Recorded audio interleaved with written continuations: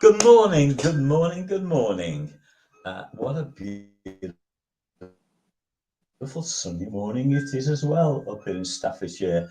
Um, God's shining on us at the moment, right? He's put 50p in the meter and he's got that big ball of fire going. And I believe it's just the same up in that beautiful Isle of Bute where my friend and co host David Parry is. Good morning, David.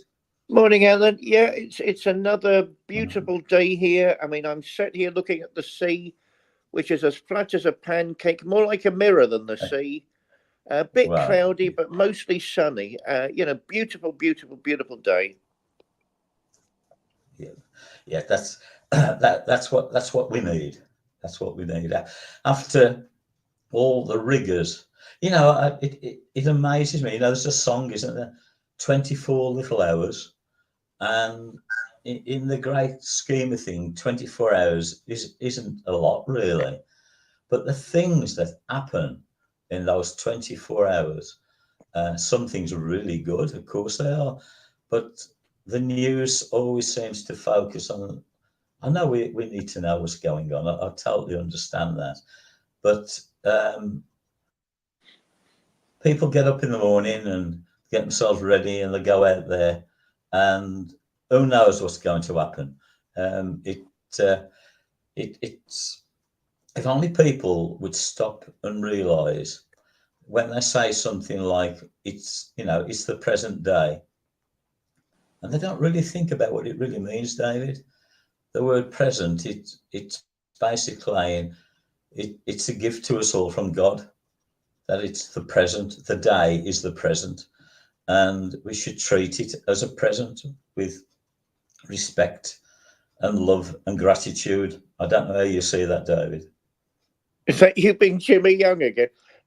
Yeah, I completely agree. Yeah, it amazes me the sort of hubris. There's a big ancient word, hubris, the sort of mindless arrogance of the modern world. Everything is a gift. Everything. The air we breathe, the ground we stand on, the food we eat. We don't create it. It's all given to us.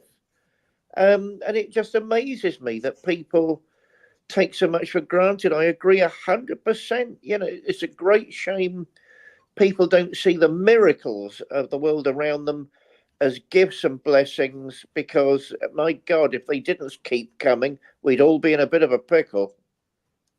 What you say we would.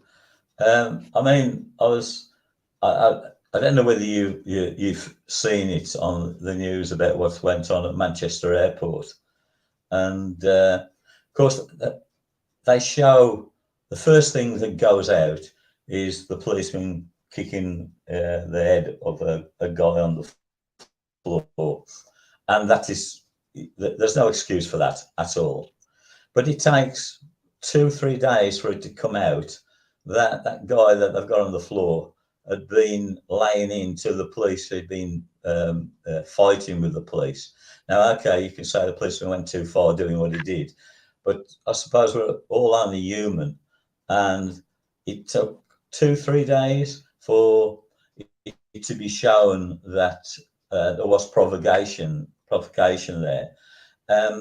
We live in a society, our society here, that you only get fed what they want you to know, and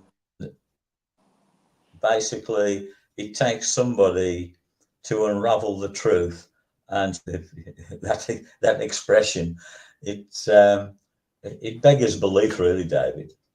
You can never get to the bottom of anything, can you? Well, I mean, there are two responses to that. The media isn't free. I mean, it's owned. I mean, even the BBC is actually paid for by the government. There's no such thing as a free Yes. media. The BBC was, of course, at one point legendary in being truthful. I don't think anybody would say that now. I mean, both parties attacked it and attacked it and attacked it to the extent now it's just a puppet of the government, which is a terrible loss. I remember being a cub at one point, and everybody knew what came out on the BBC was the truth. Everybody knew it. I can't think of a single person that would say anything like that now. So we've got to be careful what we throw away. What's that old song? You don't know what you've lost till it's gone. But I mean, we've got to be realistic Yes, about that's the right. media. Yeah, we've got to be realistic about the media. They're owned by people, and those owners have a view, and they want that view represented. This isn't trivial. These aren't trivial thoughts. These are Yes, very important thoughts. These are very important realizations. I mean, I think the Manchester thing is a perfect example, curiously, not so much of media bias as of the sort of techie world we live in. Sort of so-called. I mean, were they his mates? Somebody taking footage, because anyone can do that. You walk along with your mobile phone, with your cell yeah, phone, and take footage. So that's what comes out first, and you get their view of what is happening.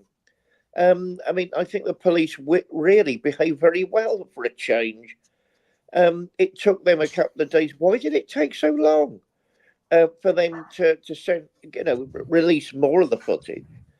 And of course, the minute the rest of it's released, you have a context. It's not just a policeman doing something that really he shouldn't do. But all of a sudden, it's understandable. I mean, security at an airport is vital. You can't have somebody yes, kicking off at an airport, and you can't have people laying into the police, as you said yourself. So all of a sudden, you've got a young policeman in the heat of the moment, trying, at least in his own mind, to his own understanding, to make sure there are no even bigger problems like bombs or terrorists.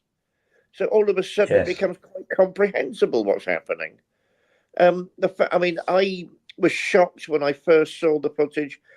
Somebody kicking somebody in the head when they're down. I mean, apart from the fact it's ungentlemanly, you think, my God, do they really have to do that? But the minute the rest of the footage is yeah, released, you don't know. And as far as he was concerned, he was doing his duty, protecting innocent people around him. So, no, I think the whole thing is yes, a travesty, and it shows not only how incompetent the police are, why did it take days, but it shows that we've really got double standards in this society at the minute, and we've got to stop having knee jerk reactions to some nobody releasing footage without the bigger picture. What do you think, Alan? yeah. I was actually thinking that they say that we get the society that we ask for, and by that I mean when you get a situation where we tolerate or accept things that really shouldn't be tolerated or accepted. Um, it, it takes a lot to perhaps sometimes to stand up for what you know is right. And I know there's always two sides to every story, but you go back to when the Berlin Wall symbolically was knocked down by people who just had enough of this Iron Curtain and weren't going to tolerate it anymore.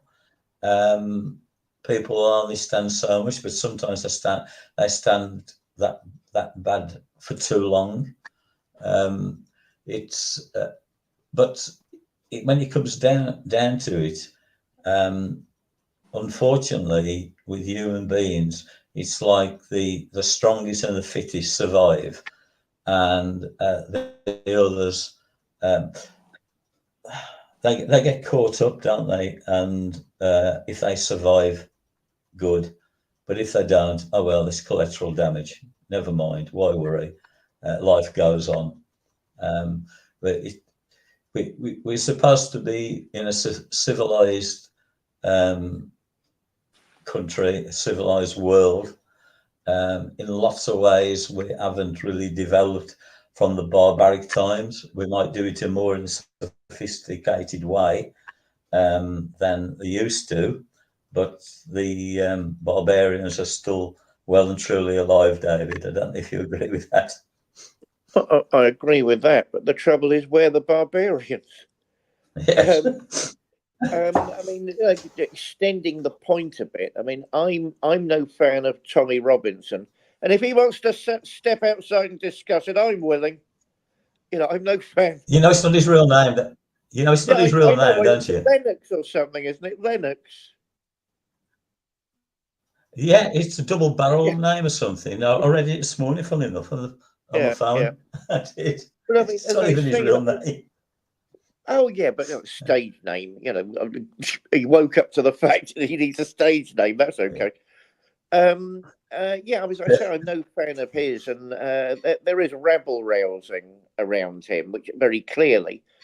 But some of the things he's saying and need discussing.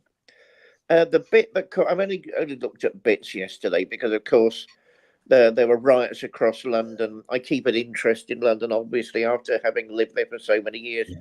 and the fact my brother's in London, Yeah. so I keep an interest. And we've got family in London on both sides, so I keep an interest. Yes. As usual, the media, the BBC being the worst, just won't give fair coverage. Um, I don't see how that benefits anybody if they don't give balanced coverage. They're telling themselves they do, but they just need to listen to themselves. And also, there was a counter demonstration with Jeremy Corbyn, I hear, which didn't seem to make the headlines. And it made me Yes. wonder, looking at what both groups were saying, actually how much they disagreed, because they were both concerned about the same issues. So why not all sit down and discuss the issues? It's getting Yes. ridiculous. I mean, the trouble with Tommy Robinson, I mean, is he a nationalist or not? And what does that mean? And he will never sit down for 5 minutes to tell anybody. That's the trouble here.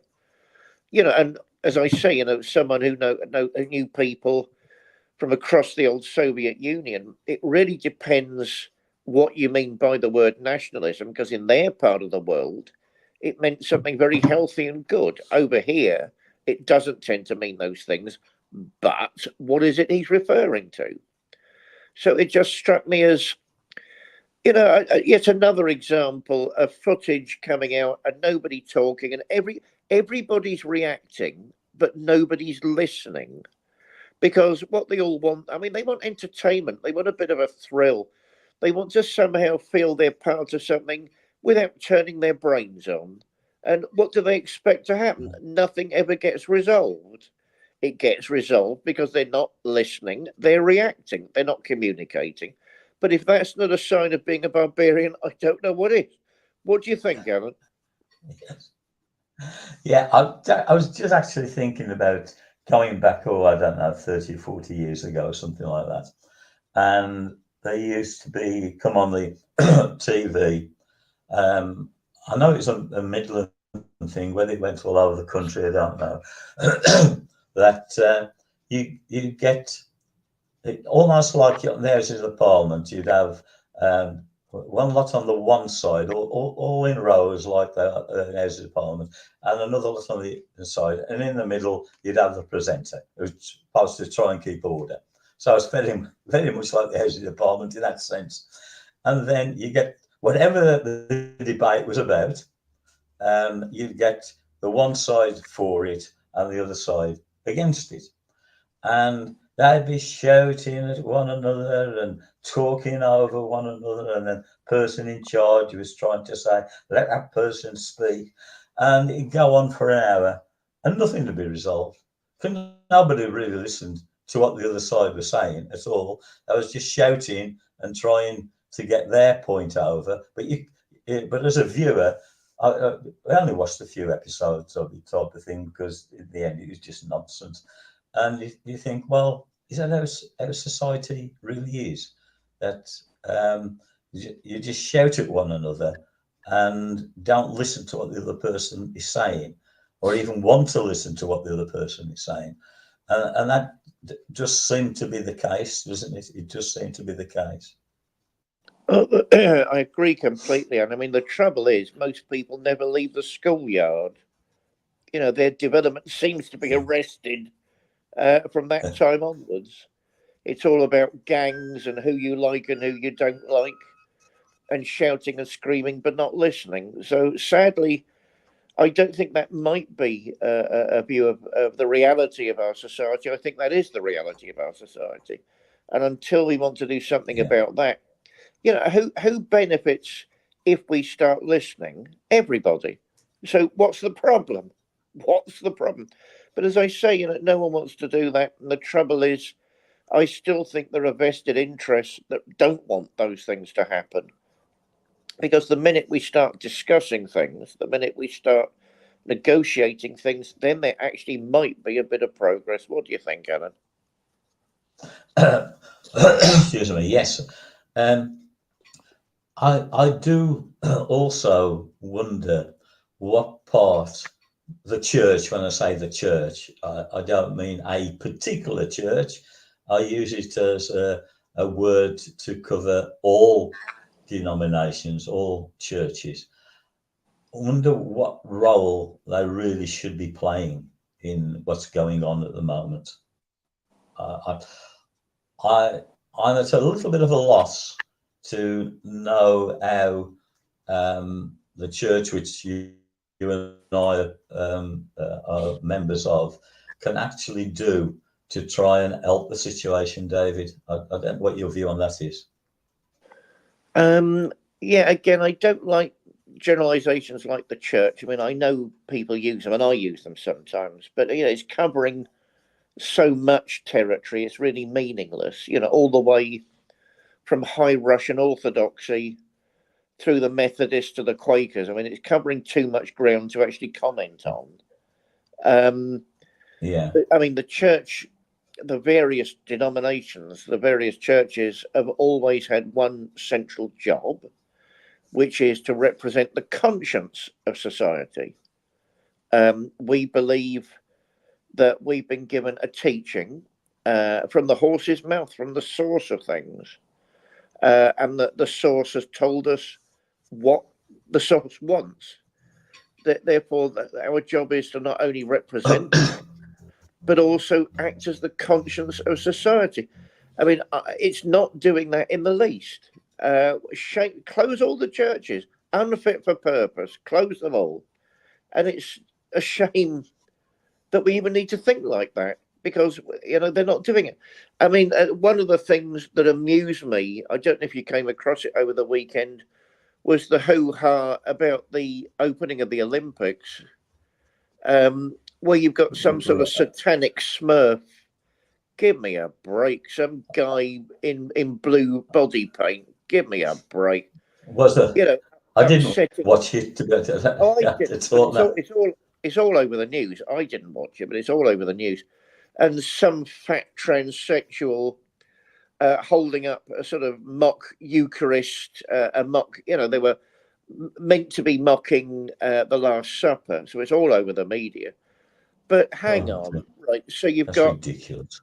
Well, the point is, it is ridiculous. It's nothing to be offended about. So, right, this is me putting my theatrical hat on and my bitter cynical hat on, as opposed to clerical hat. What did I see? I saw a group of desperate theatricals trying to get some publicity. Yeah. France is anti-clerical. France doesn't like the church. It hasn't done since the revolution. The church sided with the aristocrats during the revolution. Therefore, France always likes to see itself as the center of reason. It doesn't like the churches. It's in its history. It's anti-clerical. Therefore, having a few potshots at the church is absolutely nothing unusual in French culture. And it is amusing. I mean, there's nothing wrong in bringing human beings down to being human beings again if they deserve it. You are only human, right? But so people were up in arms. Why? It wasn't a Eucharist. It wasn't Mass. The person doing it wasn't ordained. They're not a priest. So how are they mocking the real Eucharist? That's impossible, because none of that was taking place. Plus the fact, why are they worked up about that, but not innocent men and women being gunned down and bombed in Gaza, which really should be Yes. the upsetting issue for a Christian.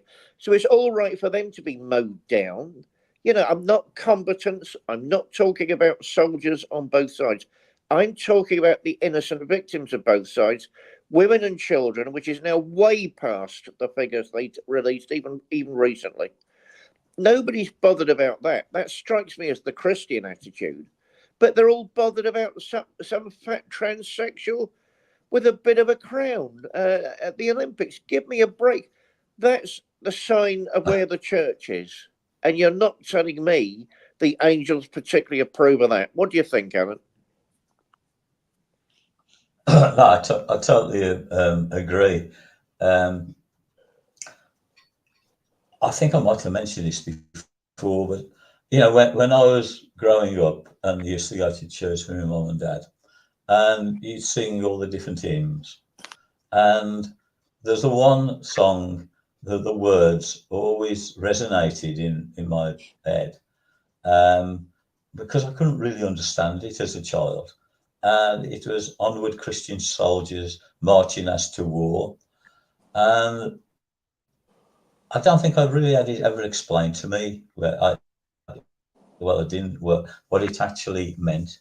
But the fact is, in a sense, that if you've got a knowledge, I use the word knowledge, not a belief. I use if you've got the knowledge that there is a God, a Christ, then in a sense you are at war, because there's always a faction of society wherever in the world who are against you. The fact that you know about the kingdom of heaven, it's almost like they want to deny people the fact that there's going to be another life after we pass this mortal coil. And I now understand what that hymn is about, really. But I suppose life is a battle, really, David. Well, I mean, all the great religions have always said that. I find that particular hymn unhelpful because so many people take it the wrong way. You know, it's not about shouting people down until they all agree with you, which is what far too many people, far too many Christians seem to think it means. Um, Yes. it's about standing your ground in the face of spiritual, psychic, occult, spiritual conflict. You know, I mean, even the Buddhists. I mean, they don't like those types of description that I notice, and I think they're very wise. They're very wise people. The minute that sort of imagery comes up, they sort of pull back as quick as they can, because it can very easily give the wrong impression. I think they're very aware of things like that. You know, and they want to use the language of development and evolution. They don't want to use the language of war. But even with them, I notice it comes out sometimes. I mean, one of my favourite stories of the legend of Gautama the Buddha is evil powers want to stop him achieving enlightenment for intriguing reasons. If he achieves enlightenment, he will be, according to the story, the first human being to achieve enlightenment, which shows all of us can do it, which then shows we're not just prisoners of these evil powers. And they do everything they can at the last moment to try and stop it happening. And of course, they can't stop him. And what they have to do is run screaming because the prison door has been opened. I find that intriguing on a number of levels, not only because the imagery of prison comes up more in the Eastern religions than the Western religions. So called. I mean, I don't actually think it's a religion, as I've said before, but you know we can discuss that elsewhere.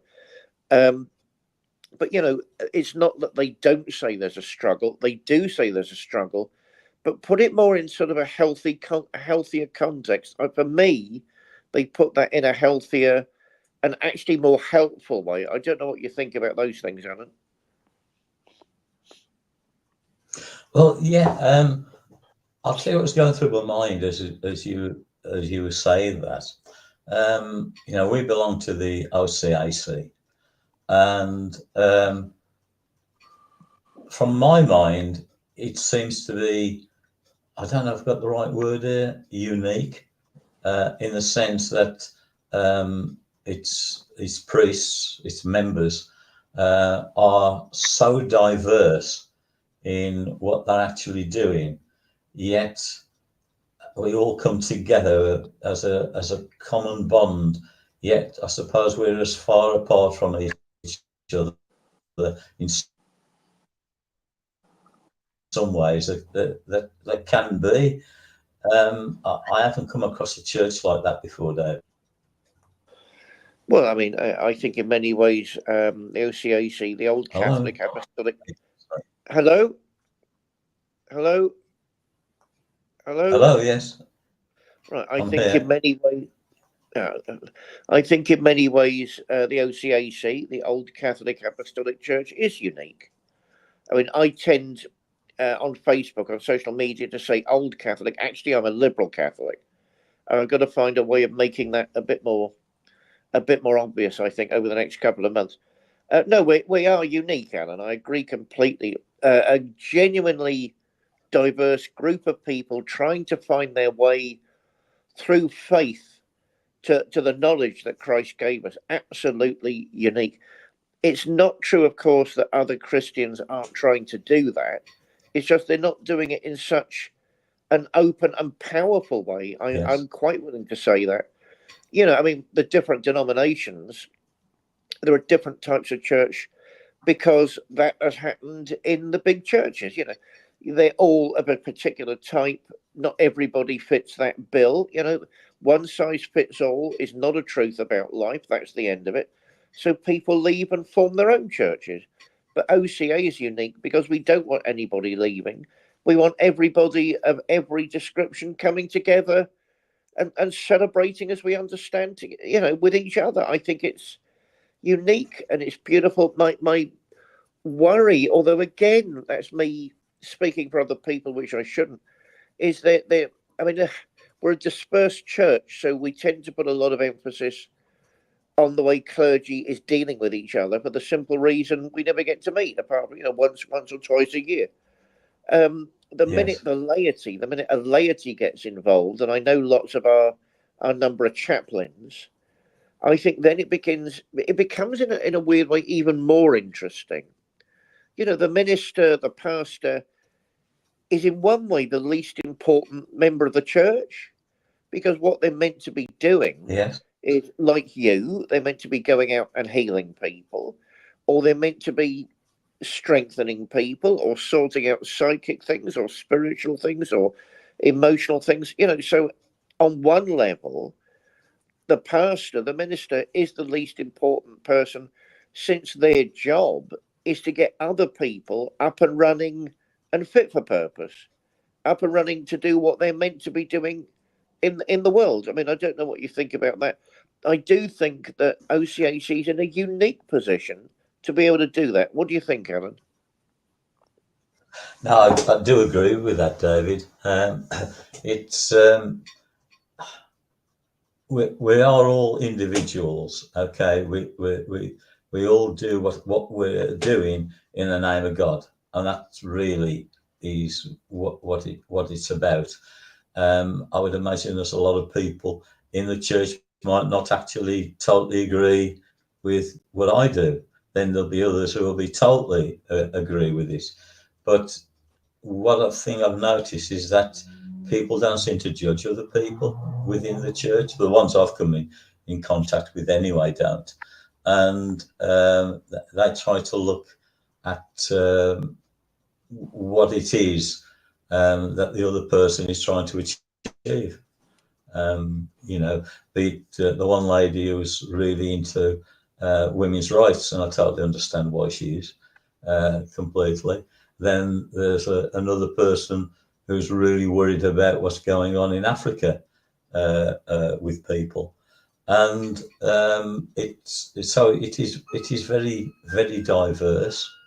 I'll tell you what intrigues me, David. I haven't really asked you this because I mean, you and I, over the years, have been searching where we feel we belong, and you have taken the forerunner in that because you've got a longer history of churches than I have. But I'll ask you this on air. How did you find OCAC? How did it happen that that we are there? I know why I'm there because you told them about me and they accepted me. But how did it come about, David? Well, first off, I should say, I suppose I've been a cleric in a number of ways in a number of churches, really since my mid-20s, late 20s. So there's a lot of history there, as you say. Exploring where does the Spirit want me to be, like you. What's the Spirit telling me? What's Spirit saying? Where should I be? Curiously, I've thought for years and years and years, liberal Catholicism was the answer for modern times.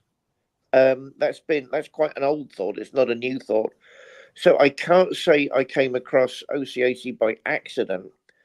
I came across it years back when I was looking for liberal Catholic denominations, and trying to work out who they were and what they were and where they were, and discovering VKK in Holland way before I discovered the OCAC. In fact, I was talking to them years back about potentially looking in that direction. That's pure liberal Catholicism. I mean, like all these churches, they I splinter, remember that. Yeah, I mean, and so I came across them years back. Then they came up in conversation when I realised we were all moving in that direction. You remember that bit, and so, Yes, and I it do. didn't work out with them because the irony of ironies, some of these so-called liberal Catholic churches are so illiberal, are so close-minded, it's untrue. So that's not what we mean by that, and it's not where we should fit. And OCAC came up as one of the options. I didn't look into it too far at the time.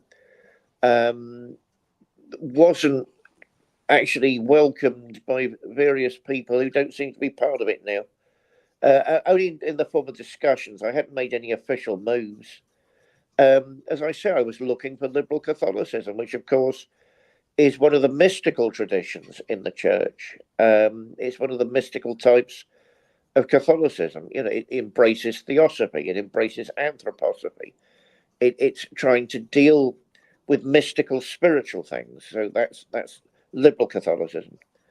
And then we Yes, all got caught up with Antioch, which bless them. I mean, yes, I don't have bad yeah, memories of that time. I think they need to be a little more honest with themselves about who they are and what they are, and stop trying to yes, hoodwink people to get the numbers going. I mean, basically that I don't even know if they're there now. Once Bishop Paul de Burton passed, I mean that was the end of yes, it as far as I was concerned. I don't know if that denomination survived, if anybody's still working with it, and bless them if they are. But that gave me the opportunity to officially contact Bishop Adrian Trimlett Glover, who's our presiding bishop, which I yes, wouldn't have done under Paul de Burton, because I think that such a thing as loyalty, maybe not if you're a millennial, but to all the rest of us, there's such a thing as loyalty. And, we could fall out with him, but yes, that was a different matter to saying, up yours to Burton and we're going somewhere else. That's a very different thing. So we'd had our yes, ups and downs with him and left, and gone back and left and gone back, But I making that sort of official other Catholic move was quite a different kettle of fish. So I mean, I'd heard of OCAC through people like Kern Oliver, who are one of the original people who started the whole independent Catholic movement in Britain. And I spoke to Colonel Oliver a couple of times, years back. A fascinating man. But it was when, with the sad passing of Paul de Burton, I felt, well, there is no bond of loyalty there now. Now I can say, look, this is us. What do you think of us? And so that's how it all started. But as you know, Alan, I mean, it was a meeting of angels. Excuse me. We were welcomed in. They welcomed us. They proved their salt. They proved their Yes. work. And it really is demonstrating itself to be our family. What do you think?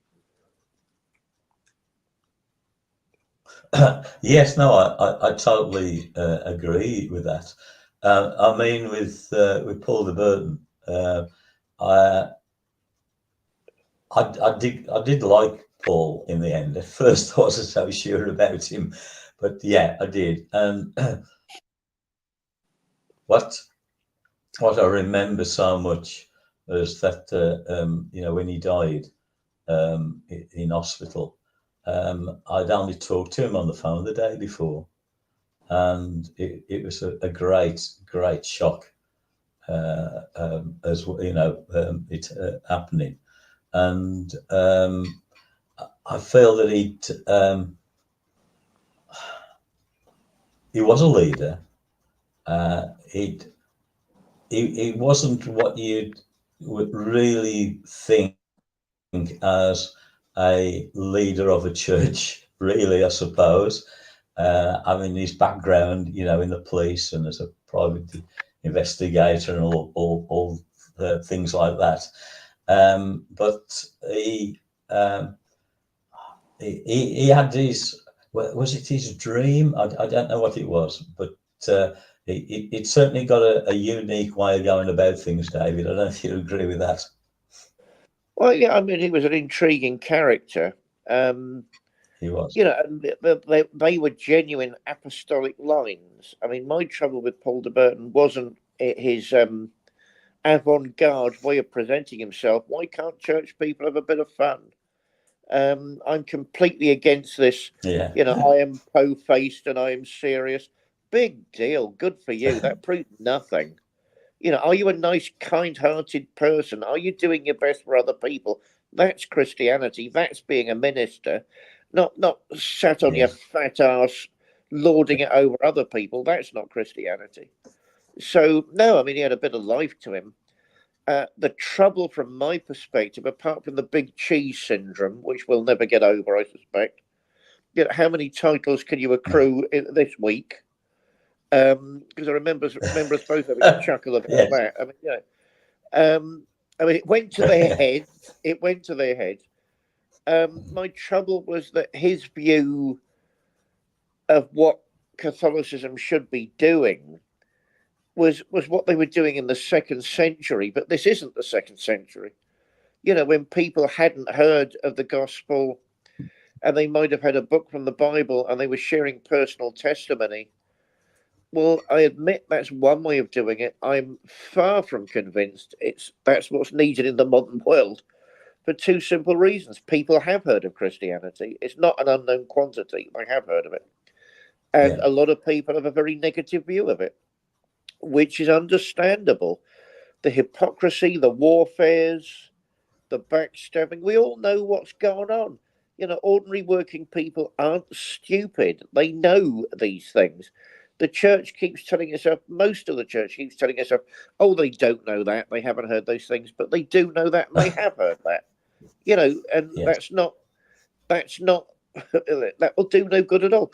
The problem is you don't throw out the baby with the bathwater.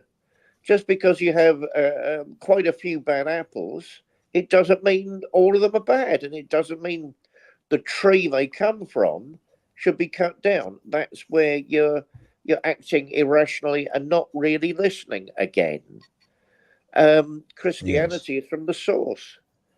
Therefore, my view of his interpretation of Christianity was that it wouldn't work. I mean, firstly, as I say, people have heard of what Christianity is, and largely, a lot of people have a very negative view for understandable reasons. Secondly, will it reach people? His view of those things, will it actually reach anyone in a meaningful way? I mean, I mean, he knew that was a worry of mine from the beginning, which it was all the way through the Antioch period. Mm. Is it actually reaching anybody? I mean, it's reaching the people who meet together and have the odd drink together and so on. Is it reaching anybody else? And I think if he'd have been a bit more honest, the answer would have been no. I don't mean he was being dishonest. I mean, he wasn't really looking in that direction in case he saw what was going on in that direction. Now, the Yes. same cannot be said of OCAC. Absolutely everybody knows what I've just said. They're Yes. all worried Christianity isn't reaching people, and they're all trying to make it reach people in their own unique way. So it sounds similar on the outside, but I don't think you could get a more different church group than the OCAC to Antioch. What do you think, Alan? Yeah. Yes, I agree. I was just thinking, the kind of work that I do, Anil it does with me, and people come to us, and it's almost like the religious divides aren't there. And what I mean by that is that, as well as traditional Christian people of different denominations within Christianity, I also get Muslim people, Jewish people. I've had Buddhist people come to me for help, looking to have healing or negative energies removed, etc. And when it comes down to the basic, then everybody, irrespective of what they might call themselves, or their beliefs, or their following, what they follow, when it comes down to it, they're all looking for the same thing. They're looking for peace of mind and some kind of clarity of what's going on with them, and trying to do the best for themselves and their families. And that seems to be the ultimate in wherever you come from. Um, that people are looking for answers, and why is this happening to me? And I find that quite an eye opener, David.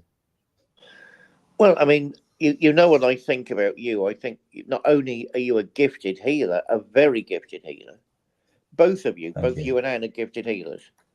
I also think you're probably one of the great Catholic healers. I think that's in development. That's a work in process, but I do think that's happening.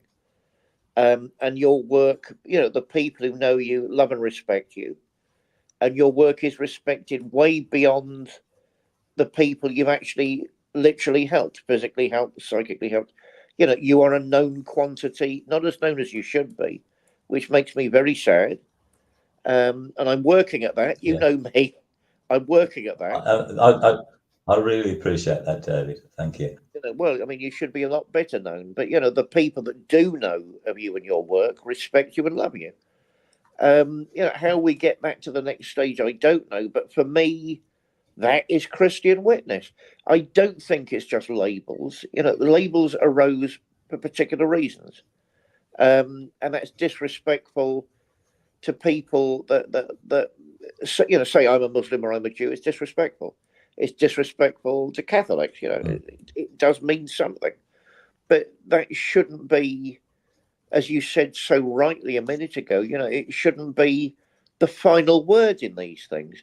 What you're describing to me, the fact you will help anybody, the fact that you are there as a healer for everybody, that for me is Catholic with a capital C.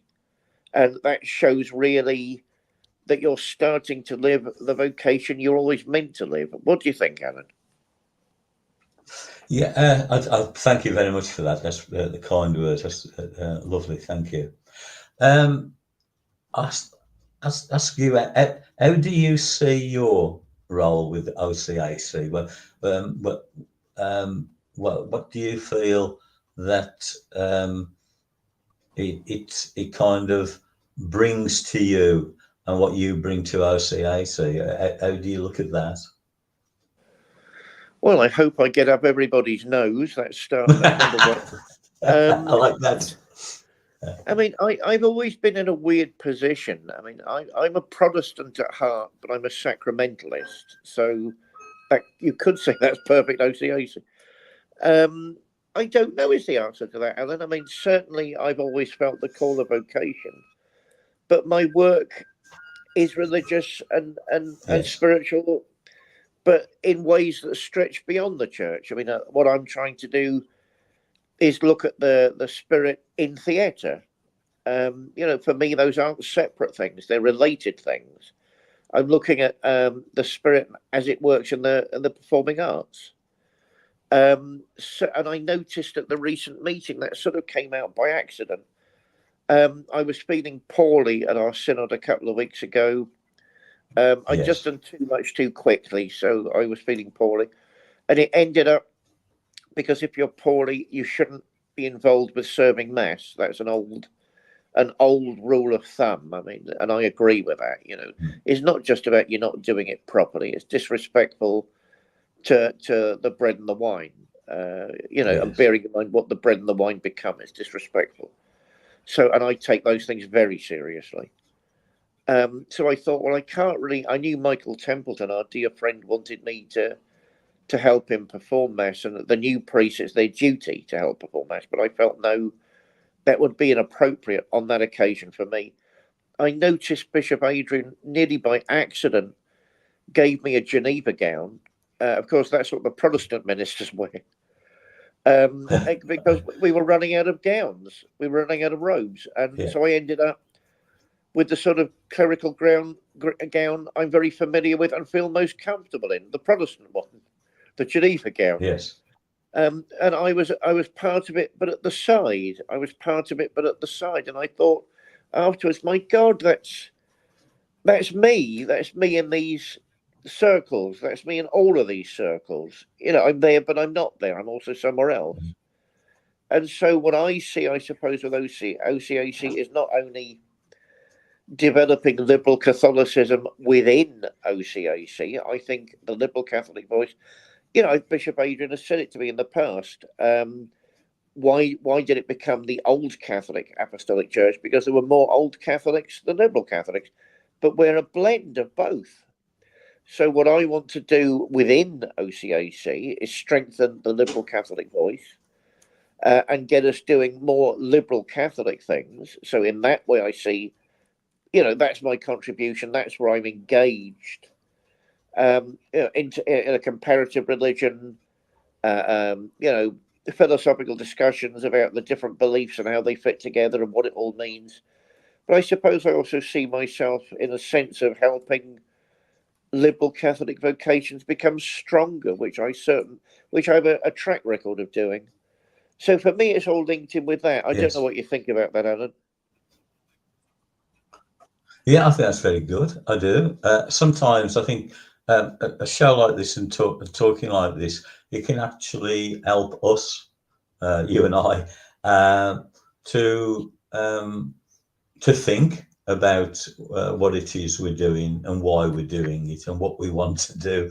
So I think it's some kind of therapy in a way, David. I'll tell you what I have missed is being involved with the theatrical side of life. I thoroughly enjoyed when I was doing like the advertising promotions and that for Shakespeare Tonight, etc. And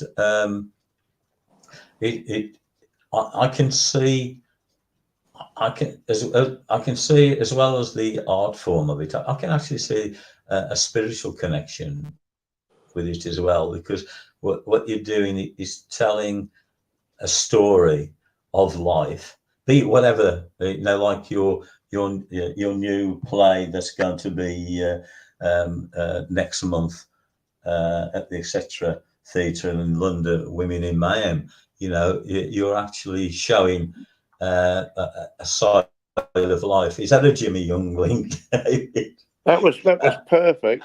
You're on film this morning. Yeah, I mean, my love But of theatre goes back for as long as I can remember. I mean, weird, a weird weekend of connections. I mean, it made itself formal. I'm a long-term friend of the anthropologist Richard Rudgley. I mean, we spent a certain amount of time growing up together in Fareham in Hampshire. So before anybody moved to London, and I remember conversations about a playwright that still obsesses me to this day, August Strindberg. In those days, I was obsessed in those days. In those days, with two mystics who were also playwrights and performers.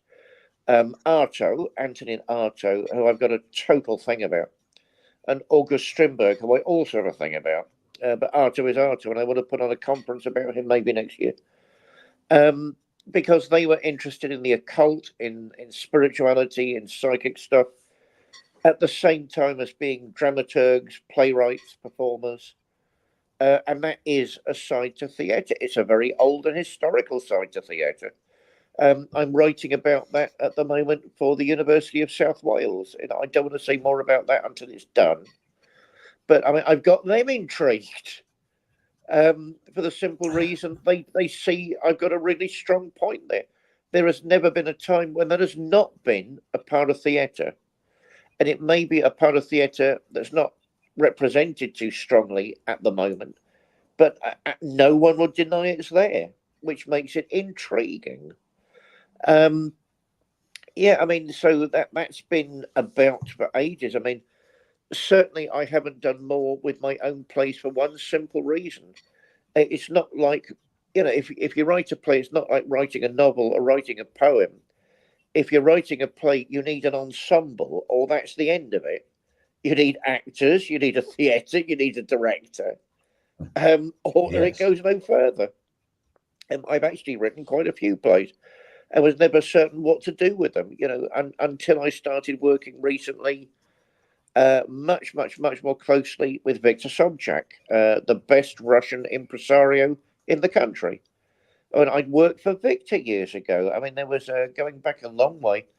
I was his creative director on a show called Cincinnatus, years and years back. Oh, I mean, that's I've known okay. Victor for years.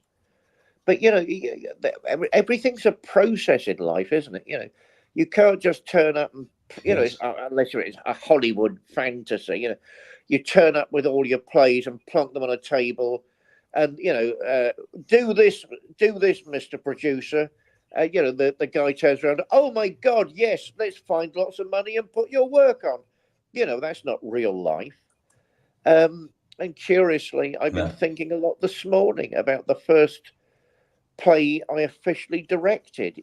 Before years before that, I was acting in plays and collaborating in the production side. But these things take time. So the first play I actually directed, I think, was 2012, as full director, not assistant, not stage director. Shakespeare in 10 scenes, Yes. which we put on at the Horse Hospital in London.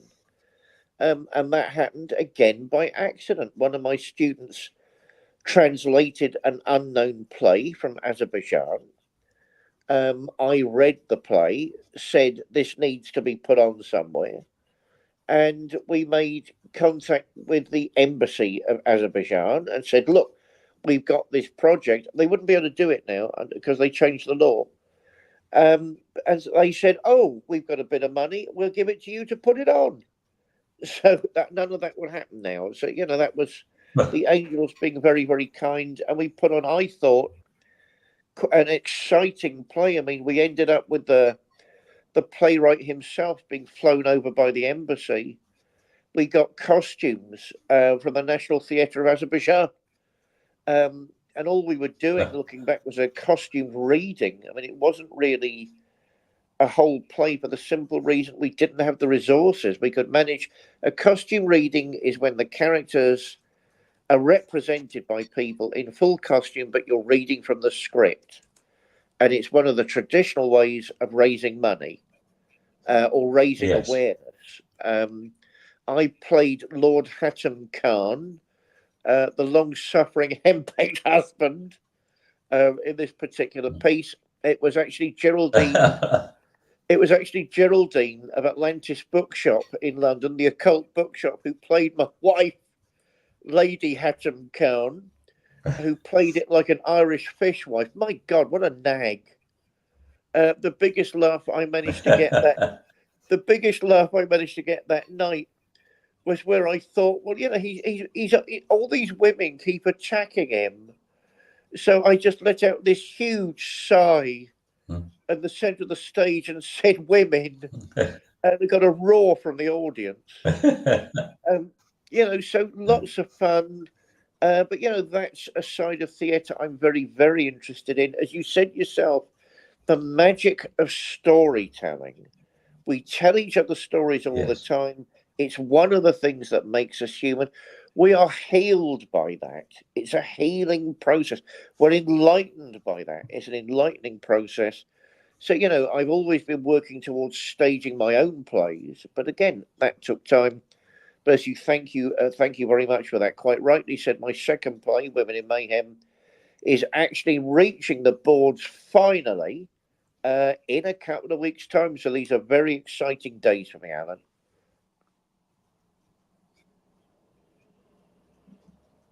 Yeah.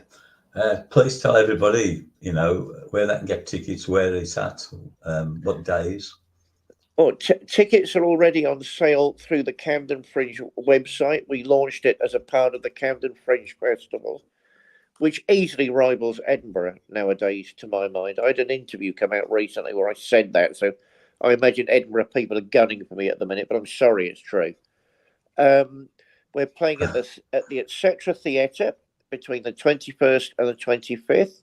Remember, we're part of the festival. We're not putting on the main run of shows yet. We're part of the festival. So, very kindly, we've negotiated with them. I think a good couple of days represents this new project very, very well. I think probably the Etc. Theatre by now is ready to sell tickets itself. It's excuse me, slightly different times on all the different days because we're fitting in with other performances in the Fringe. So some are in the evening, I believe some Yes. are matinee performances. People will have to research that. As I say, the full premiere, because we had a preview of one scene, one scenario a couple of weeks ago, but this will be the first time the whole thing has been premiered. There's nearly a brand new cast.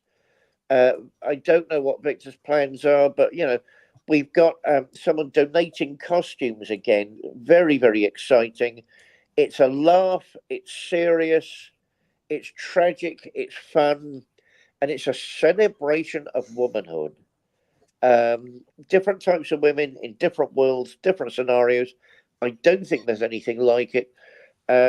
Certainly, my links, curiously, have always been with continental theatre. There's another story there somewhere, more than British theatre. I mean, my dear friend Reinhard Uhr, who's a major Austrian impresario, very kindly wrote the afterword to the play. It was published recently, as you know. But what can people expect? Bring a beer with you, bring a bottle of wine with you, do it the French way, but come and have some fun and get stimulated, get thinking. Wow, what on earth was going on there? They had a point. I didn't like that bit. We want it interactive. We want it audience friendly, and I think people are in for a shock and a laugh at the same time, Alan. That's marvellous. Now, if anybody wants to get hold of you, David, what's the best way they can do that? Well, as an old recidivist, I'm on all social media, or at least most of them. So I'm available through Facebook, X, Instagram. I've got my own website, which needs updating. I'm around if people want to get me. How about yourself, Alan? Yeah, my website, understandingspirit.com. I've actually got two YouTube channels. One is I've just opened up, actually, Understanding Spirit, and my own Bishop Alan Cox Understanding Spirit. And yes, the social media channels, of course, on there. An hour's gone, David. I thoroughly enjoyed it. I hope you have. I thought it was very, perhaps a bit thought provoking this week, David. Yeah, well, nothing wrong with that. Yeah, it's been a bit of a blast as always, Alan, and a pleasure to do another show with you. Okay. Well, God willing, hopefully we can do it all again next week. So I hope you all have a lovely Sunday and a good week. So I wish you goodbye.